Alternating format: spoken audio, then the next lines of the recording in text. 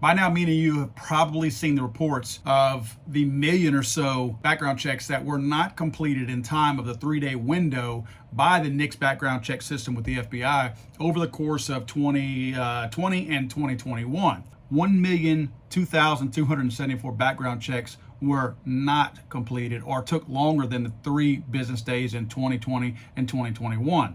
Now, the way that works is, if there's a delay in the system, this person goes into a queue, and there's a 3-day queue that they have to wait in order to get approved. If the FBI does not approve or disapprove of that background check within that 3-day window, then the person can legally purchase the firearm. It's the gun store has to let them go. This is done on purpose. This was written into the law like this. This is not a bad thing. This is not a mistake. This is not what some people will probably call a loophole. This was purposely written into the law because we knew that bureaucracies have a tendency, just like politicians, to get corrupted and to do things based on political ideology.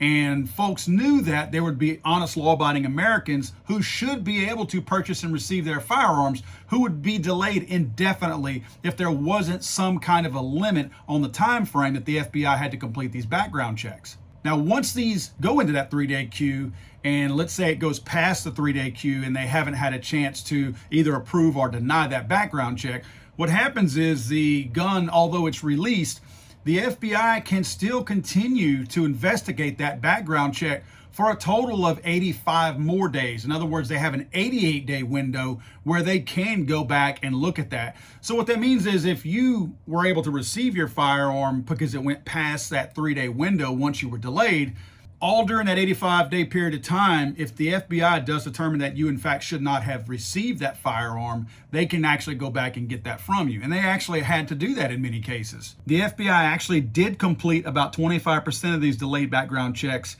and that accounted for 11,564 people where they had to go back and take their guns from them. Now, that was only 25% of the overall records during those 2 years that they were actually able to complete during that 88-day window. That means that if we take that 11,564, multiply that times 4, there were potentially 46,256 total in those 2 years of people who should have been denied and not receive a firearm. Now, I want to caution you of some of the wording that's used in these cases. It's funny how we can use a particular word and make it look like, oh, poor thing, I feel sorry for them, get a little bit of sympathy for them.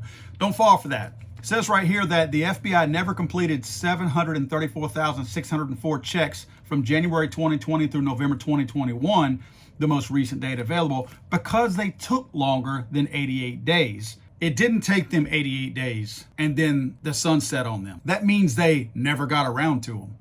Again, let me clarify this. By saying it took longer than 88 days, we immediately think, wow, what a detailed background check. They were working on this thing for 88 days. No, they probably worked on them for an hour on the 88th day, and then the sun set on that, and they had to purge that record. Now, we're sitting over here feeling kind of bad for the FBI, right? I'm saying that facetiously. I know you guys are not. So we're sitting back over here wondering, wow, they must really be overworked. Well, I pulled up an old article from a few years ago that did try to make it look like they were super overworked. In 2018, the Department of Justice asked Congress for 85 new investigators, which was roughly a 14% staffing increase. Now, just doing some basic math over here, if they had a 14% staffing increase that turned into 85 new investigators, that meant that they started out with 610 investigators, which put them right at 700, 695 to be exact. In this article, to try to make you feel bad for them, they say that right now, sparse staffing at the FBI's National Instant Criminal Background Check System Center in Clarksburg, West Virginia, means that employees can collectively work as much as 2,000 hours of overtime a week and are often unable to take time off. Again, using math, if we have 610 employees and they have 2,000 hours of overtime amongst all of them per week, that's 3 hours of overtime a week. 3. Again, the deceptive nature of a lot of this reporting is what drives me nuts and gets people all whipped up into a frenzy, because people are thinking, oh my God, 2,000 hours of overtime. We'll never get to it. 3 hours of overtime apiece. Now that's using their numbers. I'm not making the numbers up. That is basic math. I took 2,000 hours and divided by 610. I get just over 3 hours, 3 point something hours a week. If that is making these people quit their jobs and be overworked, which it actually says in this report, compounding the problem experienced, background checkers are quitting the overburdened unit. Those who stay are risking their health. Are you kidding me? Because you're working a little over 3 hours more a week, which, by the way, you're getting paid time and a half for. They allude to some things that are not right and not correct. First of all, they allude to the Charleston white supremacist shooter who shot all those people down in Charleston, South Carolina. And they say, quote, the shooter had admitted to drug possession during a prior arrest, which made it illegal for him to buy or own a gun. But they say that that is a loophole. That's actually not a loophole. These things are automated. It's not like somebody's going, well, this guy wants to buy a gun. Let's see, where's his name at? Dylan Roof. Dylan Roof.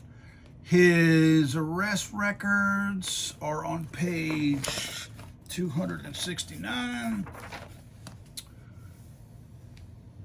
No arrest records. What page was his drug convictions on, or drug arrest? Did he have any? Oh, it's lunchtime. We'll pick back up on this tomorrow. They make it sound like that's what the system consists of. It absolutely doesn't. This is an automated system. I would be shocked to know that in 2022, there are any paper records that are looked at anymore. Any older records? Look, guys, how long have we had computers? It just hasn't been a couple of years. All of this is automated, guys. All of it is. And all these systems are interconnected. So don't let anyone act like we need more funding, we need anything else in order to do this. This is a matter of a punch of a button. In fact, with the e-system that they have now, it's not even somebody sitting on the other side of the phone anymore taking calls. Most people don't want to talk to the NICS people, so they're putting this into the e-system, which makes it even more automated. You're cutting out the middleman. You're cutting out that person in the middle that might screw it up. Stay with me here. They're really looking at all of this to try to get a database of all firearms in a registry. That's pretty much what they're leaning at. Now, real quick, I want to point out in the same report that they talk about the Sutherland Springs shooter from a couple of years ago. And they say after missing background check records contributed to a 2017 shooting at a church in Sutherland Springs, Texas, that left 17 dead, blah, blah, blah. They go on to talk about it. Again, they're conflating this. They're trying to make it sound like something's wrong with the background check system, which allowed this guy to receive the AR-15 that he shot 26 people with or killed 26 people with. That's not how it works. In my book, How to Make a Monster, let me read something to you real quick. I actually covered Devin Kelly in here. In the Air Force, Kelly had been court-martialed for repeatedly striking, kicking, and choking his then wife, and then striking his stepson so hard that he broke the child's collarbone, caused bleeding on the brain. The Air Force described it as a force likely to produce death or grievous bodily harm. After being charged for this domestic abuse by the Air Force, Kelly made death threats against the superior officers who had brought the charges against him. He was also caught sneaking firearms onto Holloman Air Base. Skip over to the next page, and I write, in the case of how Devin Kelly managed to wrongly obtain firearms, the U.S. Air Force was that weak link. As referenced earlier, it failed to submit critical data and fingerprints that would have prevented Kelly from being able to legally purchase firearms. In fact, court filings stated that the inadequate training led to the failure in reporting to the FBI. A colonel who was in charge of the region testified that it wasn't until after the shooting that he learned fingerprints and felony convictions must be reported to the FBI.